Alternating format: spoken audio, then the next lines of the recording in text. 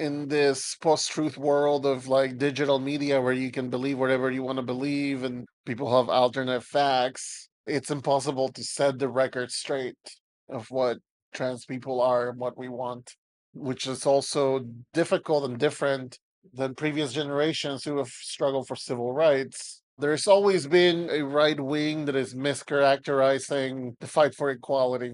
There's always been a regressive movement towards the past, whether it's the people who during Reagan wanted Eisenhower back, or whether it was the people who during Obama wanted Reagan back. There has always been a group of people who, perhaps because of lack of imagination, are entirely enticed into this gateway into the past, as if the past was a place from which you can find political solutions for the problems of today. And the reality is that no, you can't. I'm sorry, but the things that were politically relevant at the fall of the Soviet Union aren't going to fix our problems in 2024. They are simply not. Going back to Reagan isn't going to fix anything. Reagan didn't even know how to use a computer. Yeah. But jelly beans. That man ate jelly beans and typed on a typewriter. That man did not know how to use a graphics calculator. No TI-83s for this guy.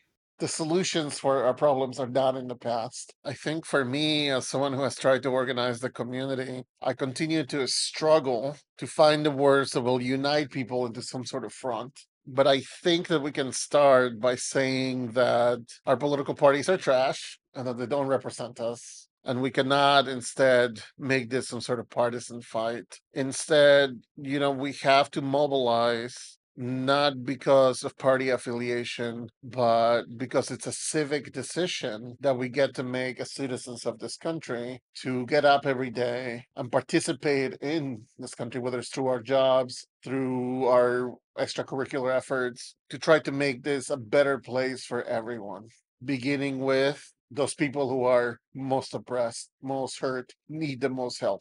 If it was up to me, that's what it would be.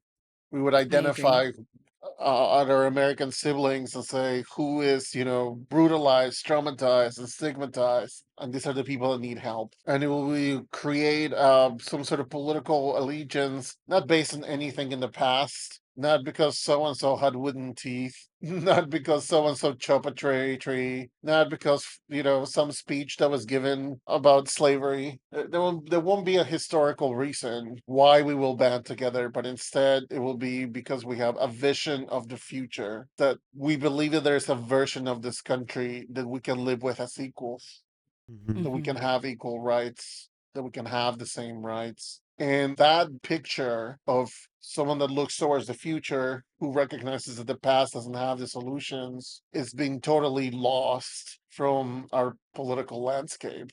Not just because the Democratic candidate is a senior citizen, but because that political party is also looking towards the past.